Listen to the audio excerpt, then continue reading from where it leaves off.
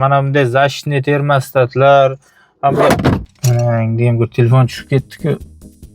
Hozirgi kunda ko'pchilikni qiynab turgan savol, uyimga Ariston, ya'ni suv isitgich olmoqchiman, lekin qanaqasini olsam ekan deb bizga ko'pdan ko'p qo'ng'iroqlar bo'lib, murojaat qilib, telefon qilib so'rashadi.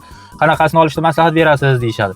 Men aytamanki, ish faoliyatimdan, tajribamdan kelib chiqib, avvalambor mutaxassis bilan maslahatlashib oling, hamda uni himoya vositalariga, qanday himoyalanganligiga ko'proq e'tibor bering deyman. Chunki tajribamdan, faoliyatimdan kelib chiqib aytaman. Ko'proq Royalda ikkita buragichligidan maslahat beraman, chunki uning ichida mana bunday защитный termostatlar bo'ladi. Harorat 80 gradusdan oshib ketganda yoki qanaqadir zamkaynani sezganda bu tiq etib Aristoningizni tokdan ajratib, Aristonni himoyalab o'chirib beradi. O'shaning uchun ikkita buraydigan Royallarni maslahat beraman. Termostatlarda qanday himoya vositasi bor desa, Termex suv isitgichlarimizda qanaqa himoya vositalari bor desa, o'zi aslovni bilsalaring shunaqa Aristonlarda ishlab chiqarayotganlar himoya vositalariga alohida e'tibor beradi. Bittasini bu yog'iga himoya vosita qo'ysa, bittasini bir tarafidan qo'yadi. Kabellar mana Termexlarga mana bunaqa kabellarida mana bunday o'zi avtomat kabellar qo'yib chiqargan. Bu kabellarni ko'pchilik noto'g'ri tushunadi. Buni aytadiki, mayda tok chiqsa ham tokdan ajratib o'chirib beradi. Yo'q, bu 120 volt, 130 voltdan katta tok bo'ladi-ku, zamkayna bo'ladi. O'shanda bu tiq etib ajratib beradi. Ya'ni Aristoningiz teshilib suv oqib qolsa yoki qanaqadir zamkayna bo'lganda, mana shu o'zi kabel ishga tushadi, tiq etib Aristoningizni elektr tokidan ajratadi. Bu ham himoya vositasi hisoblanadi. Mayda toklarni ajratmaydi. Mana idishda yuvayotganingizda rakinada qo'lingizga zit etib urib qo'yadi-ku, ularni ajratmaydi bu. Chunki tajribadan o'tgan testerlarda tekshirganmiz ularni.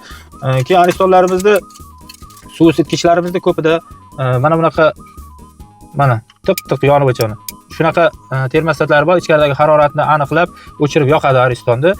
Ariston uzoq muddat tozalatilmasa, teshilib qolsa, buni ustiga suv tushadi va suv tushgandan keyin bu yo batamom ishdan chiqib o'chib qoladi yoki bo'lmasa umuman to'xtamasdan, o'chmasdan ishlab qoladi. Bu xavfli. O'chmasdan ishlab qoldi degani Aristonning ichida bosim ko'payib ketdi degani hisoblanadi. Imkon qadar Ariston olishda mutaxassis bilan maslahat olib olishlaringizni maslahat beraman. Toshkent bo'ylab kimga Aristonlarni tozalash, Aristonlarni remont qilish yoki Aristonlarni o'rnatib berish xizmatlari kerak bo'lsa, mana shu raqamlarga, yuqoridagi raqamlarga bemalol murojaat qilishlari mumkin. Borib, qo'ng'iroq qilib kunlarning chiroyli xizmat qilib beramiz. Har bir ishda o'zini mutaxassis qilgani yaxshi deyman men. Masalan, shifokorligini, malyarchikligini, kapelchikligini, misol hamma sohani o'zini mutaxassisi bo'ladi. Men borgan xonadonlarda ham ko'pchilik kir mashinaga tushmaysizmi, konditsionerga tushmaysizmi deydi. Men qilsam bo'ladi, ustaman, hamma instrumentim bor, lekin u meni soham emas. Uni ustida men izlanmaganman, ishlamaganman, tajribam yo'q. O'shaning uchun men aytamanki, imkon qadar o'zini mutaxassiga ko'rsating deb maslahat berib, iloji bo'lsa, shunaqa tanishlarim bo'lsa, insofli, yaxshi, iymonli, insofli, uy egasini tushunib, insof bilan qilib beradigan tanishlarim bo'lsa, nomerlarini berib, ikkalarini gaplashtirib qo'yib chiqib ketaman. Salomat bo'lasizlar, videolarimizga bittadan like bosib ketasizlar.